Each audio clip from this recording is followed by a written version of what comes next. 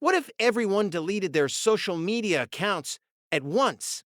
Let's imagine a day, maybe a Tuesday, when, without warning, the entire human population collectively deletes all their social media accounts. No more Facebook, no more Instagram, no more ex formerly Twitter, not even LinkedIn survives.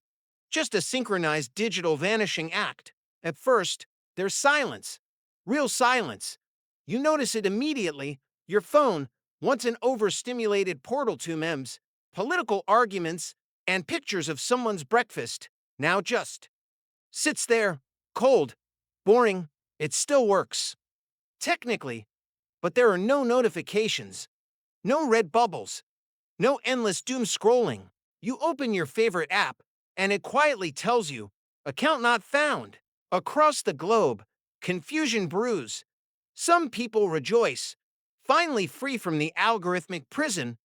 Others stare blankly into space, waiting for likes that will never arrive. Influencers fall to their knees in open fields, screaming into the void, "Who am I without my followers?" Marketing teams have emergency meetings with no clear agenda.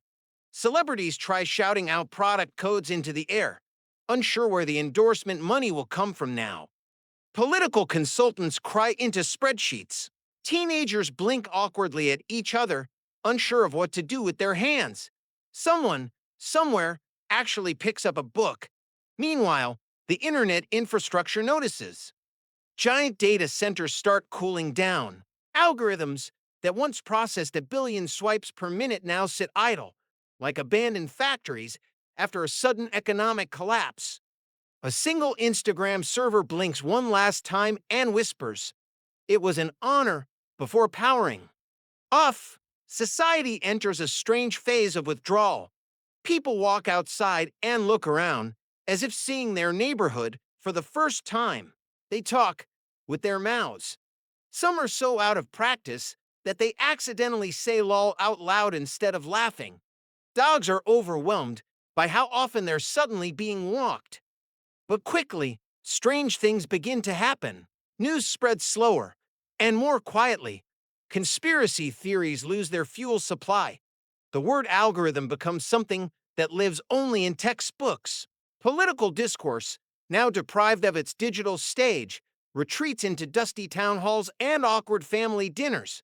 It's somehow less toxic there, still uncomfortable, but with fewer all caps rants. Without constant public performance, people begin to remember what it's like to be boring.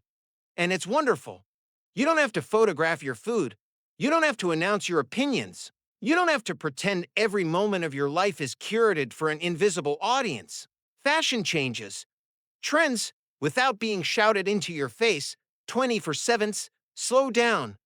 People wear clothes because they're comfortable, not because a TikTok told them to. Weirdly, dance becomes more intimate again. Not for views, just for fun.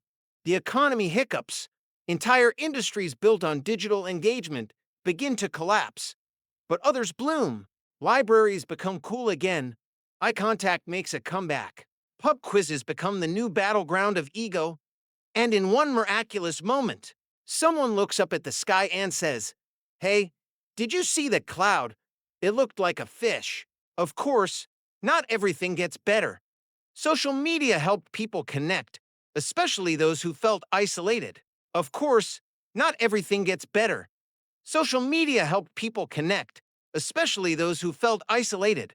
Support groups, niche communities, and long distance friendships took a hit, but people begin writing letters, making calls, actually visiting each other. There's something oddly magical about being inconveniently connected. The effort itself becomes a kind of affection. Eventually, the dust settles. Society doesn't collapse, it reshapes. The global mood becomes quieter, slower, more present. People start noticing things they'd forgotten: the feel of paper, the sound of wind, the taste of food when you're not thinking about how to caption it. And then, one day, maybe another Tuesday, someone whispers, "What if we made a new app? But this time, it's better, kinder, more human." And for a brief moment, humanity teeters on the edge of making the same mistake all over again. But maybe not. Maybe we remember the silence and how good it felt.